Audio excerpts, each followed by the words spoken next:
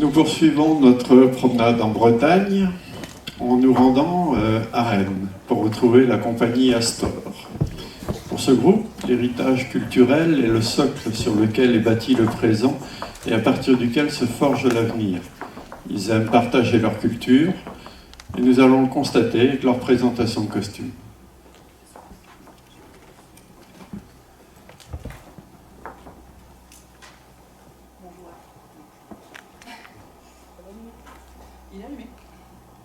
Bonjour à tous, bon, eh bien, vous m'entendez. Merci d'être présents déjà. Je vais commencer par vous présenter la série de costumes qu'on met à l'honneur dans le cadre de cette épreuve. Donc, il s'agit d'un costume de travail du pays de Rennes des années 1915-1920. Il se compose d'une chemise qui est généralement en lin, qui peut aussi être en coton. Donc c'est une chemise qui est longue, qui descend vraiment au niveau de mi-cuisse environ. Donc, malgré son caractère un peu, qu'on pourrait dire simple, par la grosse toile, etc., on a quand même des marques d'un certain travail, comme par exemple ici, si tu peux le voir, les poignets qu'on voit très plissés, très travaillés, ou aussi, si tu peux tourner, donc les plis d'aisance en dessous du col. Merci Romain. Donc le costume se compose également d'un pantalon, donc on a opté pour des pantalons en velours de couleurs diverses, donc marron, noir ou plutôt kaki, des bretelles, un mouchoir de cou donc, qui se porte sous le col, qui sert à notamment retenir la sueur ou l'avoir à disposition si besoin, donc on opte pour des mouchoirs de Cholet. Et une ceinture de flanelle qui sert donc à soutenir la taille et les lombaires pour les travaux un peu d'effort. Des chaussures de ville, chaussures type gendarme, ce qu'on présente, on part plus sur un costume, on va dire, d'ouvrier que vraiment purement d'agriculteur. D'où le choix de chaussures plus de ville plutôt que des sabots ou des chaussons. Et donc le costume se complète aussi avec une casquette à 6 pans. Et il peut aussi s'accompagner de gilets de velours ou autres accessoires. On peut remplacer la casquette par un canotier par exemple. Comme on voit sur le... Ou d'un chapeau plus type Borsalino comme... on le voit sur cette photo qui provient, si je ne me trompe, de l'écomusée de Rennes. Je vais passer la parole à Florence, du coup, pour la démarche de reconstitution. Merci, bonjour à tous. Alors, c'est un costume qui a été créé à base de reconstitution, donc en 2005, sur les recherches de Simone Morand, dans le pays rennais, qui sont assez développées, et grâce à l'accompagnement à l'époque du coup de Michel Guillaume. Parmi ces informations, c'est un peu les seules qu'on a. On a eu assez de difficultés à trouver d'autres recherches qui ont mené à cette création. Et c'est pour ça qu'on, depuis quelques années, on essaye justement d'aller dans les musées, dans le musée de Bretagne, l'écomusée de Montfort, où on a trouvé pas mal de nouvelles informations pour nous aider à s'améliorer et à continuer de développer notre costume. C'est aussi le but de cette épreuve qui est maintenant un méliage, mais avant c'était noté également le costume sur les scéniques directement, qui nous permettent d'avoir des retours de votre part, vous qui connaissez très souvent beaucoup mieux notre costume quand vous êtes des professionnels, du terroir. Et ça nous permet justement de toujours améliorer le port du vêtement, que ce soit plus cohérent, etc.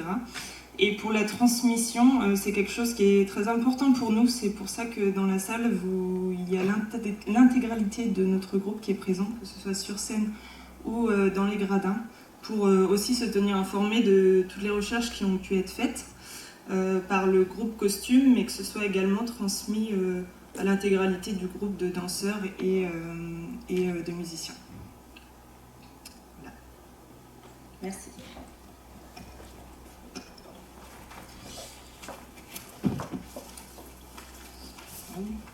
Alors bonjour, je vais répondre du coup à la question dans le cadre de l'épreuve. On a décidé de traiter l'évolution de la coiffe sur une période de 50 ans. Et en fait, la période était toute trouvée puisque sur votre droite, vous voyez une autre série de costumes que nous portons, qui est le costume 1870.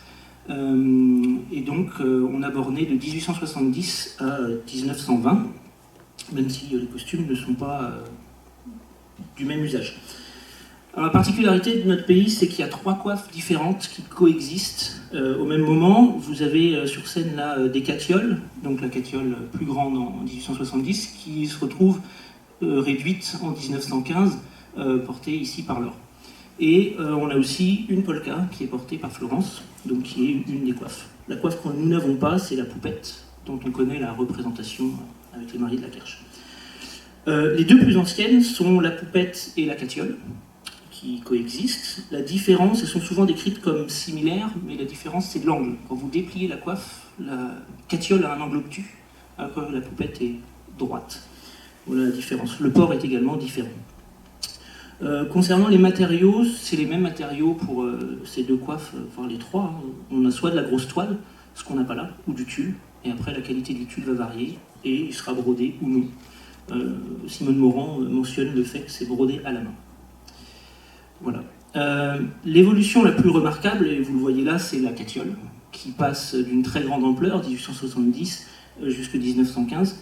Et la particularité du Pays rennais, à la différence d'autres pays, c'est que la forme de la coiffe ne change pas fondamentalement. C'est exactement la même coiffe, mais plus petite. Jusque dans le bonnet, alors vous n'allez pas forcément le voir, mais vous allez peut-être voir le nœud de fronce du bonnet sur la coiffe de Laure. Le bonnet apparaît également, alors qu'il n'a aucune utilité. Mais on continue. Donc en fait, on fait simplement une réduction de la coiffe au fil des années. Ce qu'on observe aussi, c'est que la coiffe est assez vite abandonnée. Dès le début du XXe siècle, on voit des photos avec la coiffure telle qu'elle est faite là, c'est-à-dire que le ruban, etc., on ne peut pas développer la coiffure, mais sans la coiffe. Donc le port de la coiffe disparaît assez tôt. La poupette, elle évolue moins. On trouve différentes tailles de poupettes qui sembleraient plus liées à l'âge de la personne qui la porte. On n'a pas de précision, réellement, mais en jugeant sur les photos, ça vaut ce que ça vaut, on observe que les femmes plus jeunes portent des poupettes plus importantes. Mais c'est à prendre avec des pincettes, on n'a pas de plus amples informations. Ces 2 coiffes, moins pour la catiole, sont rapidement supplantées à partir du 19e siècle, milieu du 19e siècle, par la polka, que vous avez sur votre gauche, qui n'est pas une coiffe typique du Pays de Rennes et dont l'origine est assez obscure, typique, mais c'est pas une coiffe, c'est un bonnet. Donc c'est un bonnet. Les auteurs donnent différentes origines.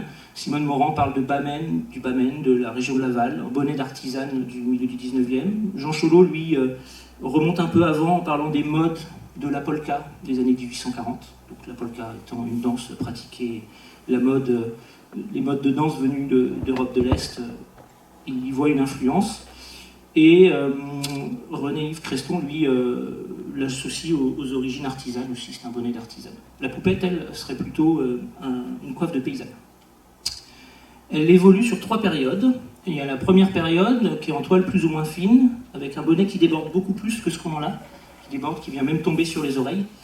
Et le nœud sous la mentonnière est décrit comme mal fait. Cholot parle d'un nœud mal fait. Voilà. Il faudra se comprendre. Petit à petit, et là c'est plus ce qu'on a nous, à partir de 1875-1880, il y a un moins grand débordement, le bonnet est moins large, le nœud à l'arrière est plus petit, et le nœud sous la mentonnière est, encore une fois selon Cholot, rectifié, plus propre, j'imagine. Et enfin la dernière, qui est celle que nous avons là, de 1900 jusqu'à la fin de la période, on a un nœud plus bas sur la poitrine, ce qui permet la coquetterie pour montrer les bijoux. Alors que sur d'autres polkas, vous avez un nœud, vraiment une mentonnière qui peut rage dedans, le nœud vraiment sous le menton. Donc là, ça permet d'exposer des bijoux, et ça a aussi l'intérêt pour les artisanes d'être remontable, c'est-à-dire que quand on travaille, ils viennent placer le nœud sur le nœud du bonnet, pour avoir un esprit libre. Alors la polka supplante les 2 autres parce qu'elle est beaucoup plus facile à porter, beaucoup plus facile à repasser, donc beaucoup moins de contraintes. Ce qui justifie, encore une fois, selon les auteurs qu'on a pu consulter, la disparition des 2 autres. Voilà pour ces 3 coiffes de notre pays sur la période concernée. Merci.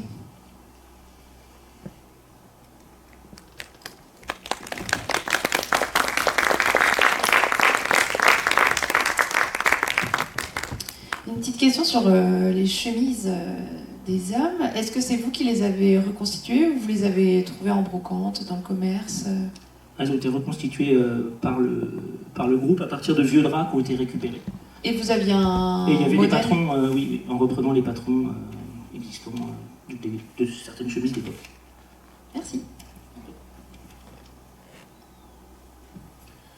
Alors, vous avez parlé de tout un tas de recherches que vous avez fait depuis 2005, après Simone Morand et Michel Guilherme, et quelles modifications ça vous a permis d'apporter au costume d'homme?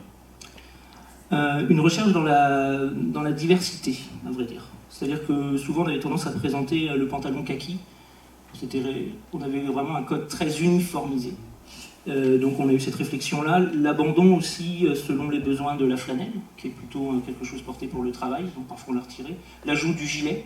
L'an dernier, sur le scénic que nous avions proposé, on avait mis certains hommes en gilet, puisque le gilet est porté, comme sur la photo montrée précédemment.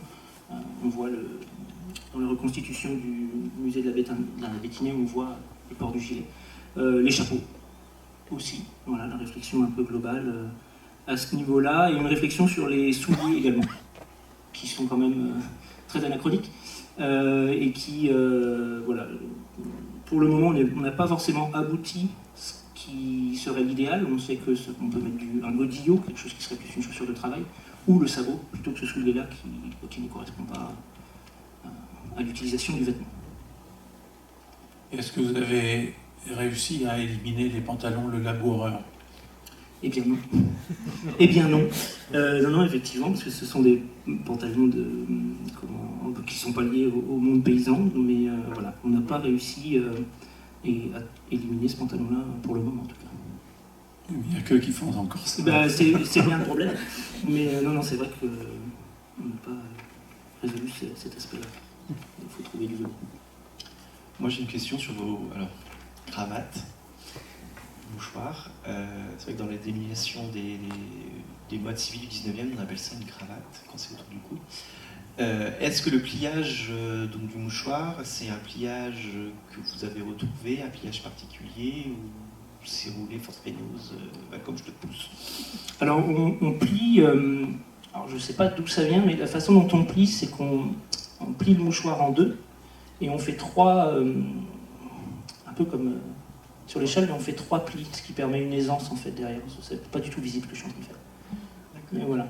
Et après, on fait le nœud devant. Mais je vous avoue que l'origine du pliage, c'est une question. Je n'ai pas mis.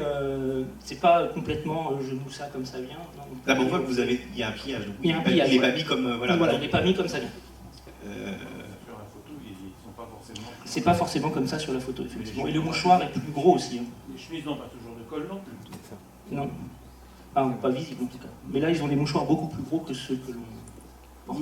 Après, la taille du mouchoir. Non, c'était juste une question de savoir si le pliage, enfin s'il y avait un raisonnement sur le pliage ou pas. Et c'est pas une question piège. Vous avez une pointe à l'arrière justement sur le mouchoir. Est-ce que vous avez des photos avec ces fameuses pointes apparentes? Là, comme ça, non. Ou est-ce que c'est un vestige ancien d'une pratique ancienne et puis c'est resté? J'ai pas la réponse. Non. Bah moi non plus. Tout le monde explique. Je me pose la question toujours de ces pointes, puisque après on va. Alors peut-être, est-ce que c'est un choix esthétique qui a été fait à un moment qui ferait comme un rappel de port de châle avec une pointe, quelque chose de symétrique, parce que on est dans une démarche de costume et pas forcément de reconstitution de vêtements. Peut-être que c'est ça qui a justifié le choix. Ou est-ce que c'est quelqu'un qui savait et qui a vu quelqu'un le faire avant? Je ne pourrais pas vous dire. Bon, maintenant que je vous ai posé la question, dès que vous allez voir une photo, la première chose que vous allez regarder, c'est ça en fait. Voilà. Vous allez voir tous pareil. On va chercher des photos. Mais on a souvent les photos devant et pas derrière. En reprenant, oui, moi dans les photos qu'on a, vous allez voir des scènes de vie, vous allez regarder, alors comment il y a une pointe, il n'y a pas de pointe. Bon, c'est pas une question piège, c'est juste que on est tous pareils, on essaye de comprendre. Souvent la femme on maîtrise beaucoup de choses, les hommes on maîtrise beaucoup moins parce qu'il y a eu moins de transmission et finalement, et après on se pose mais vous faites comment ça t'est foutu. Voilà. J'ai une question parce que le groupe d'avant a eu la même, donc comme vous portez la même coiffe à l'instant T, la fameuse catiole ou papillon, vous la portez pas du tout comme le Poudouvre au niveau du rebrassage. Le Poudouvre est en triangle sur la dernière mode. Comme ça va. Et vous êtes Plus ouvert. plus ouvert. Est-ce que, j'y connais rien, est-ce que c'est spécifique au terroir rennais voilà, est-ce que vous avez une réponse là-dessus? Alors, j'ai pas de réponse, on va dire, très étayée sur le sujet, mais je dirais que on reste dans la même idée de rebrassage qu'on peut avoir sur les coiffes plus anciennes. On voit bien qu'elles sont pas plates, elles sont très légèrement à l'oblique, mais sans partir en V non plus. Je pense qu'on est sur le même rebrassage, qui donne pas forcément le même effet vu qu'on est sur une coiffe beaucoup plus petite, mais ça me semble logique, on va dire. Mais c'est un point effectivement sur lequel on peut avoir des recherches complémentaires à faire effectivement. Voilà, bon, vous pouvez vous taper avec le Poudouvre, parce que le Poudouvre, ils ont copié sur vous, mais ils n'ont pas fait pareil. Allez, vous fighter dehors. Non, mais c'est une question, voilà, j'avoue que vous ne pensez pas pareil. C'est vrai que le Poudouvre nous a répondu il y a 5 minutes, bah, en fait, on fait comme les Rennais. Du coup, non. Dans le noir, on s'est pas vu. dans le noir, on court vite. Donc voilà, c'est une question juste complémentaire. Merci à vous. Merci beaucoup. Merci beaucoup.